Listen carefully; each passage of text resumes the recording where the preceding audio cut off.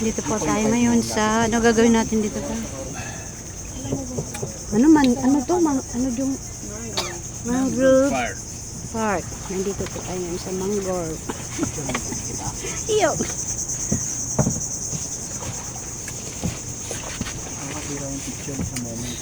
Malalim ba to? Nasa ano po, 7 feet po yung pinakamalalim pero dito hanggang doon for ano lang to 4 to 5 feet. 45 feet? Malalim na yun. Oh. Lutong ka naman ng ulo mo.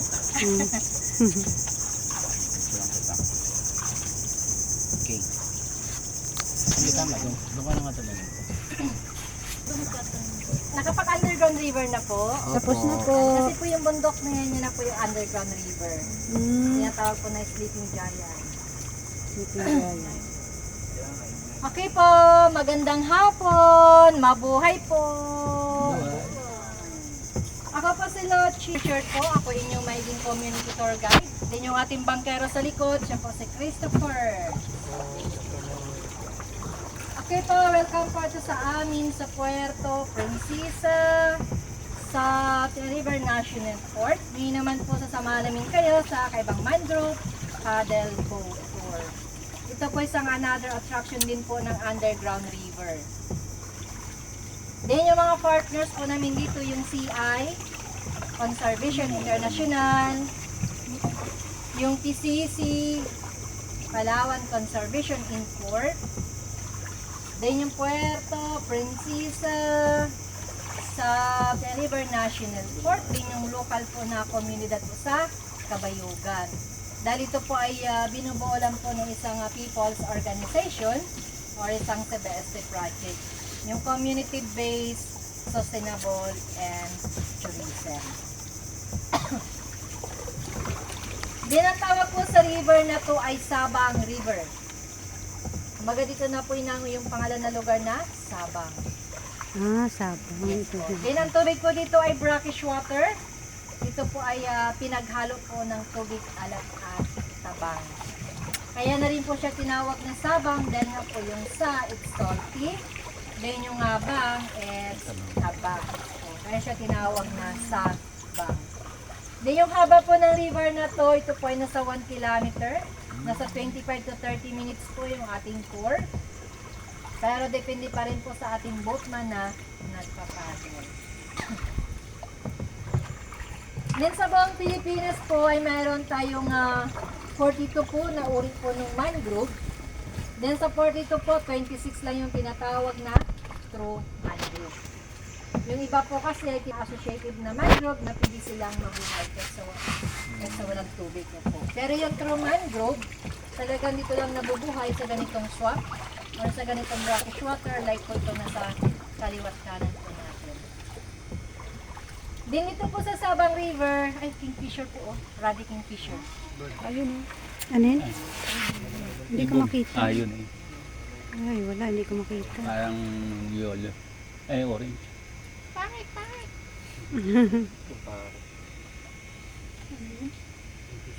Kingfisher? Kingfisher. Hindi ko naman nakikita eh. Bihira po makita yan siya dito. Yan po yung Saan dyan? Ruddy kingfisher na talagang hinahanap-hanap po dito ng mga bisita na pupunta dito. Ng mga bird watching. Nag-isa lang po siya. Ba't di ko makita dahil sa naka... Ayun Natabunan na. Natabunan na. Kaso wag lang sa nang lumipat. Ayun o. Yun. Saan dyan? Yung maroon po ang kulay mo. Ayun. Yun. Swerte niyo po kasi bihira po makita yan. Swerte na kami. Yayaman na kami nito. Swerte sa amin.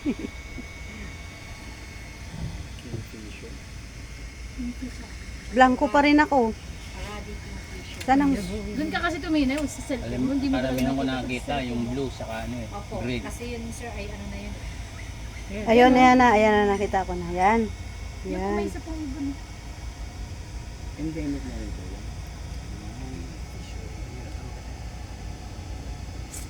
Swerte kami. Bigyan mo kami Kinakaya niya ang buhaya. Babalik kami ulit dito.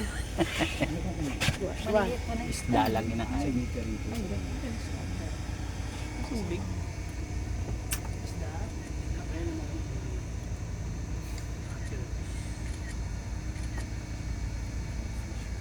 Bibidyohan ko. Ang kita ma?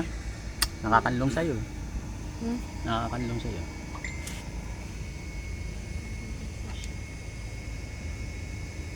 Turo mo nga na direkta. Pogi yan.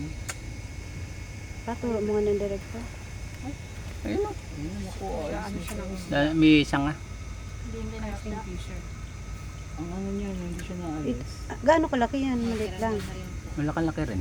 Yung pinakamalaki kasi yung blue at saka orange. Yan naman ay maroon. Sa mga mangrove po siya nakikita talaga. Sa mango pala. Hindi po sa mga bundok na. Hindi po. Pero basta sa ganito mga river lang yan, sir. Kahit sa mga river na freshwater, makikita po yan siya kasi ano, ang kinakain nila mga isda. Oo, may isang maliliit niya. Hunter yung mga... Saan dumayo pa sila? Kaya nito yan ang laging binabalik-balikan ng mga birdwatcher kasi yung mga talibang bansa ng mga birds. Steady lang siya. Kingfisher. Yung po yung naririnig natin na yun, mga woodpecker po yun. Woodpecker. Mayroong wasp for killer. Ano po yun? Ay, honey? Hindi sir, yung wasp po. Wasp. Ano yung what? Hindi mo pwedeng galawin yan eh. No? Was, Yan yung po yung pag asukal. tinitilador or yung binabato ng mga bata. Was, Tagapag- yung asukal. Wild yan. Wild. Sige nga, Troy. Sinusunog yan ng iba eh. Pag sa residence pumunta. Opo, kasi sir, delikado po yan. Delikado. Pag isa lang yung makakagat, okay lang kasi lalagnatin ka lang. Pero pag marami na po kasi nakakamatay na po talaga. Alin yun, alin yun? Yung po yung wasp. Parang pukyutan. Hmm.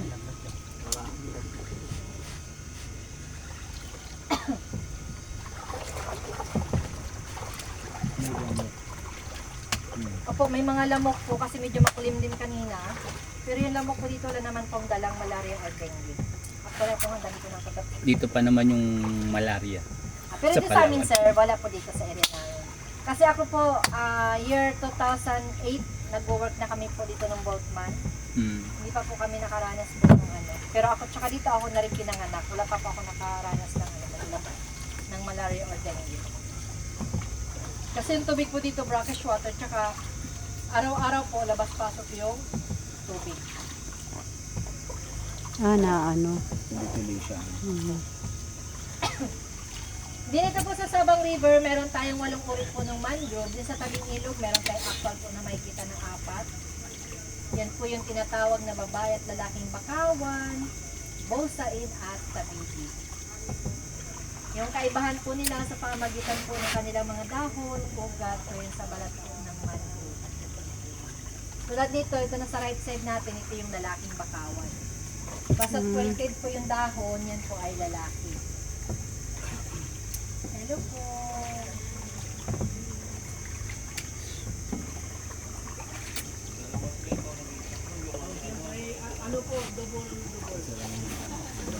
Kumakain po kasi yung guide kanina kaya. Ako nga hindi para sana ngayon kasi nakabisi pa yung kasama nila. Yan naman po yung babae. Pagka malapad po yung dahon, yan po ay babaeng bakawan. Pag pointed lalaki. Yun yung nag-aanak.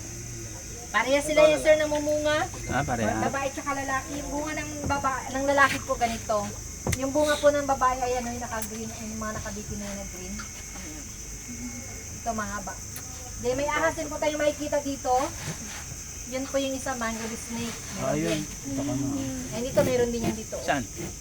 Tapos may baby Hindi ko python makita din. eh. Ano? Ayun, kita ko na. Ayun, python. Ayun, python. Okay. Yung mangrove snake ay din. Ayun. Yung mangrove snake, sir. Hindi ko makita yung Yung mga... sa down na Ayun, ayun. Ang haba. Hindi ko makita. Hindi ko rin makita. Yung ma'am, yung sawa ma'am, yung kulay brown na yun ma'am. Yung brown na parang ano. Saan ganda? Malaki yung sawa. Hanap ko yung malaki. Ay, blanco yung ano ko, mata. Yung parang bilog lang na maliit. Parang ganyan lang oh. Yan, parang ganyan. Ayan, mangrove snake po. Yan. Saan dyan? Ayun ma'am, oh, natakpan ng ugat. Anong dako? Ayun oh. Yung ano, stripe. Ayun kanina. Hindi ko nakita. Venom. Laki ng mata mo. Saan? Saan? Ayan po, ayan. Yellow and Parang zebra na yellow. yellow black. Stripe. Ayun. Nakapulupot kasi. Yung isa Swerte nyo naman, kita Isa nyo. nakalawit. Yung isa kanina. Buti pa yung mister ko nakikita, ako hindi. Hindi mata kasi ako. May mata ka, wala akong mata eh. Yan po yung mangrove snake. Common po yan dito sa mangrove. Ang ano po talaga niya, mangrove snake. Opo. Yun yung pangalan niya. Opo. Kasi talaga nito yan sila sir sa mangrove na ninirahan. Dito lang ng baby python yan kasi yung baby python, pagka lumaki na po yan, aalis na po yan dito. Lilipat na po yan ng part ng jungle. Ah, okay. So, yung native talaga dito yung mangrove snake.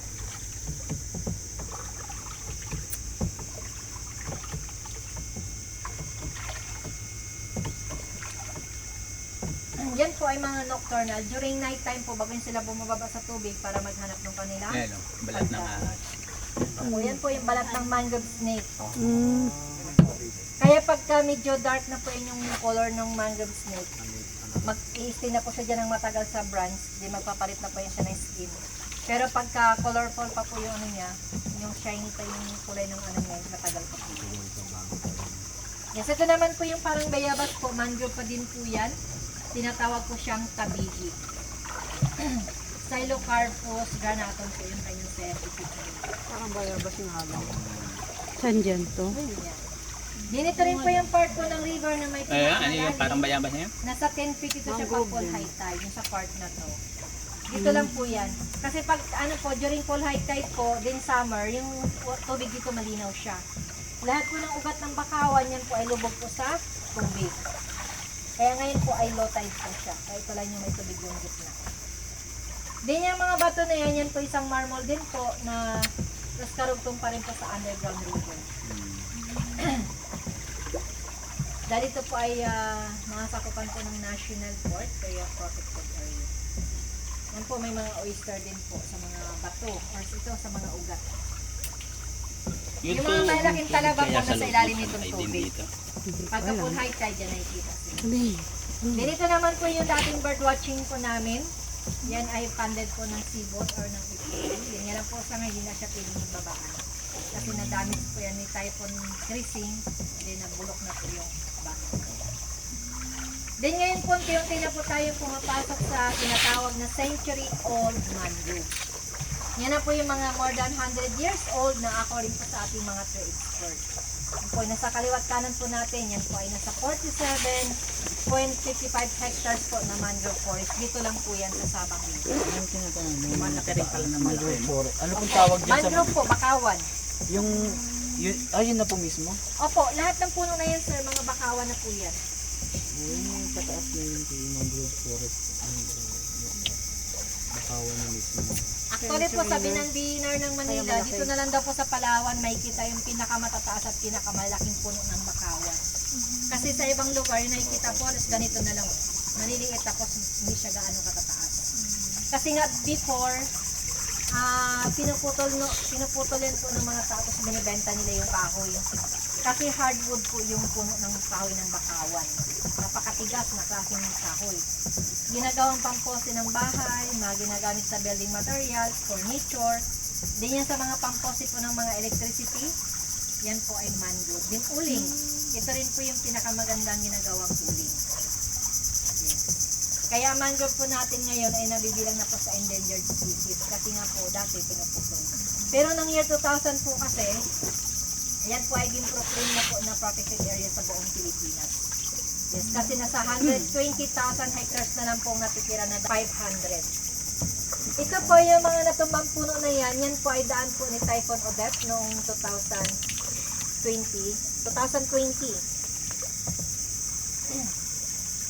Na first time po na nangyari ito sa Palawan. Yan po yung umpisan po ni Typhoon Odette hanggang sumunod po si Crising, bago ngayon si Typhoon Pino at saka Uwan. Pero nga napakaswerte pa din po ng lugar kasi marami pa pong mga bakawan. Oo nga eh. Kasi ang bakawan natin ay isa rin po sa mga protection po sa malakas na hangin, sa ulan, sa pagbaha o sa pagguho ng lupa din sa mga malalaking alon. Kaya napakasave pa din po nung lugar. Ang kagandahan dito. Kaya rin po ito pinipreserve, itong mangrove na to, or itong ating ilog. Dahil ito rin po yung pinakapangunahing itlogan po ng mga isda. Halos 2/3 po na isda galing sa dagat, dito po yung pumupunta para mga itlog. Like po yung mga lapo-lapo, mga banam, bangus, mga danggit, samaral, or mga talakitok po, or minsan nga po may salmon pa din po.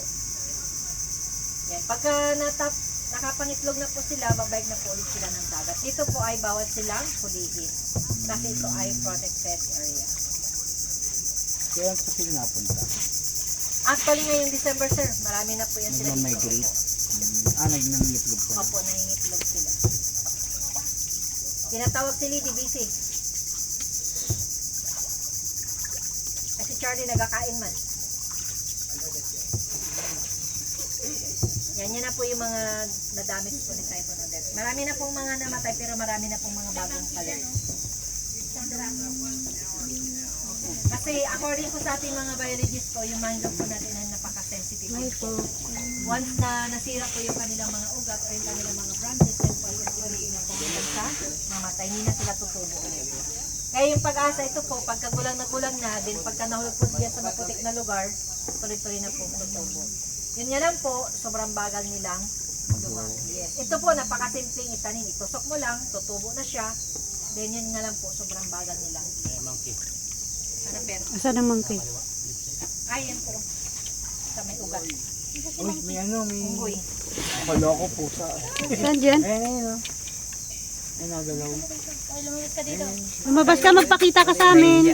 Wala pong Wala may ya. sa may underground, sa entrance. Mayroon po. Ano kinakain niya? Ba't nandun siya? Ay, ito sir, yung Ayun, nakita ko na. kinakain nila ito. Tapos yung mga alimango na maliliit yan, kinakain po nila yan. Nagpo-food tripping pala siya. Kaya naman pala hindi dumadami yung puno eh. Kinakain yung mga... Yun po yung mga bagong Opo, sibol. yan ang mga bago po. Dami. Oo nga. Dami na yan siya, kaya dami na po ano yun, di ba, tagal po. Nung una po, ang tagal din nila kasi kumbaga hindi sila nasisikatan ng araw kasi nga po ang kapal ng mga bakawan. Ngayon po, nasikatan sila, bigla silang ano. bawal pa kain. Buto tumutubo. Ito sir, oh. Yun daw po. Ito po. Yung mismo bunga niya. Ito na itatanim mo. Opo, ito tusok na yan dyan sir. Tutubo na po yan. Hindi yan mabubuhay sa walang dagat. Hindi, sa Kailangan matubig. Kailangan po may salt water. Yan. Ah, Hanggang dito na lang po tayo. bak- Kasi nga po may natumang po. Pero kung wala po yan, nasa 10 metro na lang din po galing dito. Diyan na lang din po sa unahan. Ipapaputol pa din po namin yan. Yun nga lang po kasi kailangan pa namin ng mga ano. Permit. Pa-approve pa po yan. Kung ma-aprobahan po, pupuntahan niya dito ng mga park ranger para putulin. Ito yung bunga. Ah.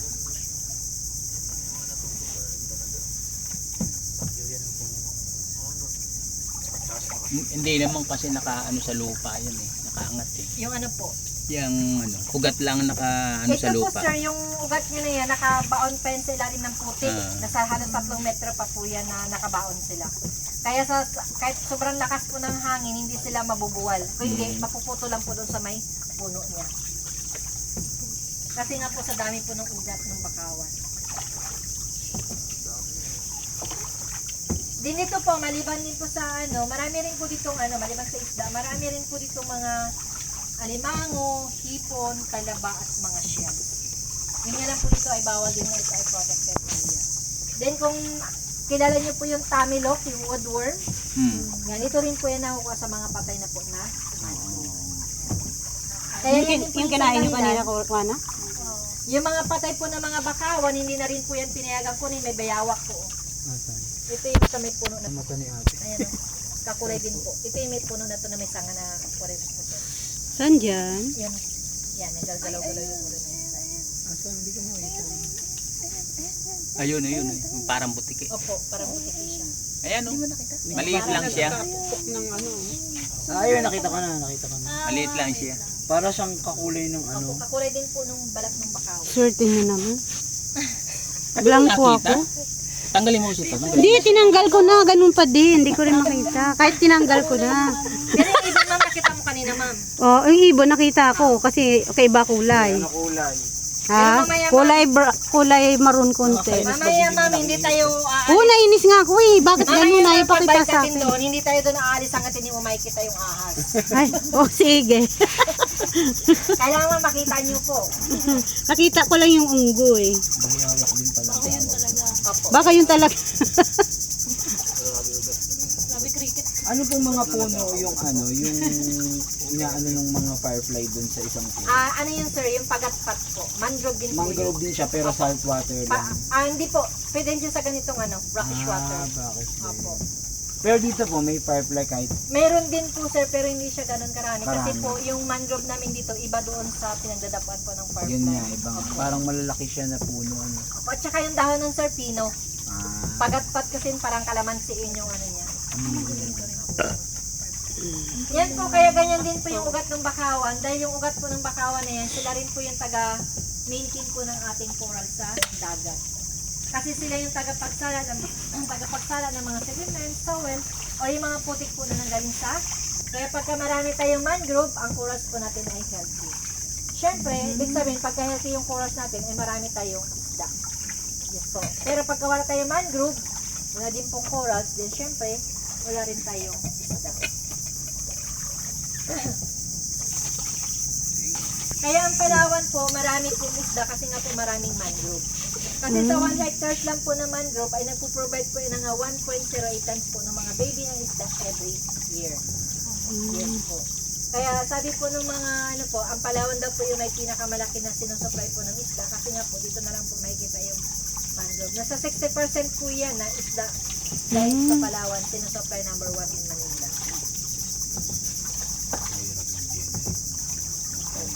Opo, mayaman talaga.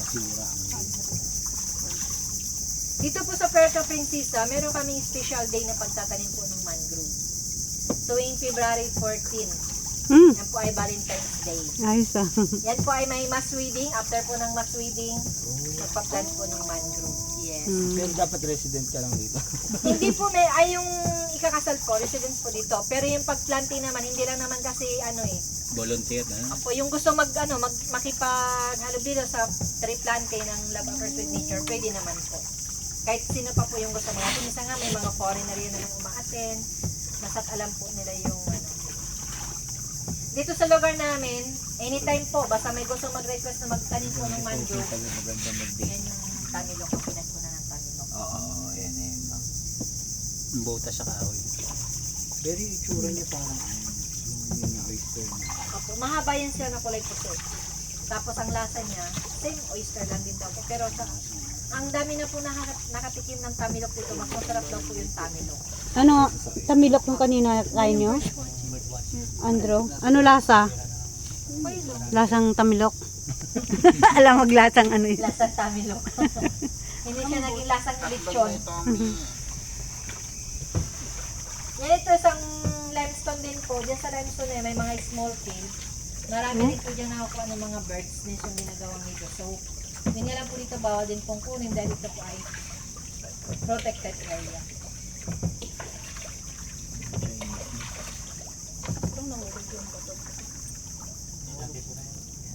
Ganyan ako talaga.